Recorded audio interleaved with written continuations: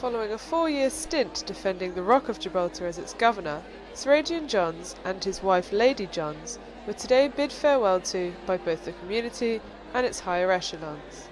Yesterday evening, the government hosted a reception for the couple to thank them for their work on the Rock. The evening was attended by members of both the government and opposition, as well as other prominent figures within the community. Before embarking on their journey home this afternoon, they received the royal salute from a tri-service guard. Sir Adrian passed the city keys over to Deputy Governor Alison Macmillan, who will stand in until the new governor arrives in early December. And I know that you haven't just grown to love this place, you've made it your home, and you have at every opportunity defended this rock of ours, even at the most difficult moments. Thank you for that. Specific and quite separate thanks to Lady Susie Johns also. You didn't just throw yourself, Susie, into charity work in Gibraltar, you also did something that nobody had done before, which was throw open the doors of the convent to everyone who wanted to come and see that place. And I think that marks a deeply positive change in the way that the convent will forever be regarded, and in particular for those who took up your invitation to come and see a place that had so often been seen as closed before. It's true that for most Gibraltarians, we often hear and reflect upon how warm and friendly the people of Gibraltar are. I want to make that reflection about the warmth and friendship that Lady Susie Johns and Sir Adrian have shown all of those who have come across their path in Gibraltar. And I particularly want to thank you on behalf of Justine and myself. We turned up at the convent one morning about 2 years ago, newly married, newly pregnant, and newly elected. And you showed us every kindness from that moment on, and thank you for that at a personal level, and thank you for your warmth to everyone that's come across your threshold in these past 4 years. So perhaps this is the final occasion on which I will refer to you as Your Excellency and Lady Johns. So, Your Excellency, Lady Johns, let me make a final presentation to you on behalf of the government and people of Gibraltar. I know there isn't much space left to fill in the bags to go back home, but let this be a reminder, wherever you are, that this fortress will always be secure.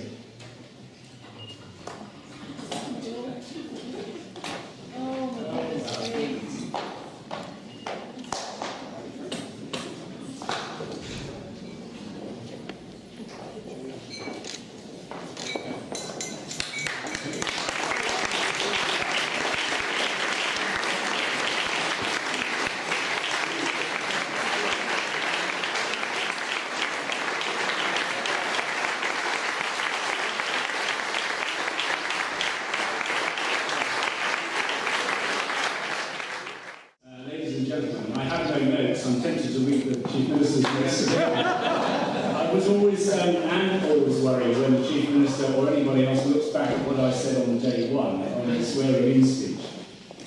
Gosh, it does seem like a long time ago.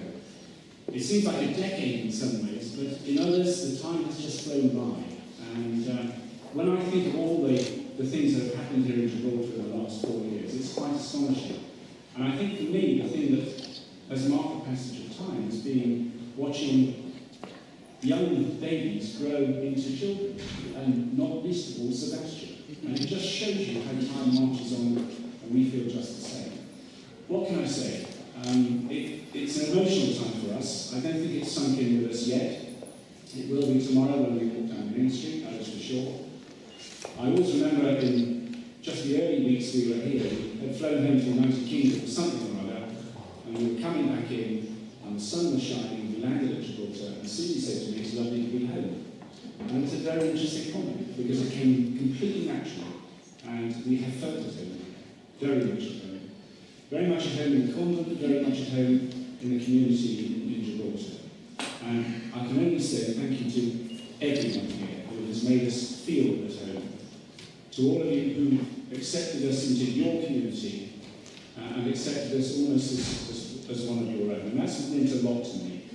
And I said this afternoon that actually that's a very important role for a government too, in terms of representing the people and representing the interests of the people of Gibraltar. You have to understand this place, and I think we do.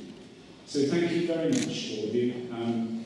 We leave with a heavy heart, very mixed emotions, but I think Gibraltar is one of those places that gets under your skin. It's been a life-changing experience for us. We'll never forget you, we'll never forget the rock. I feel very guilty at stepping away right now because there are so many things going on. You have to live with it. I'm walking away, but believe you me, I remain committed, and anything I can do from the other side, as it were, I will do for you. So thank you very much indeed, and I wish you all success for the future.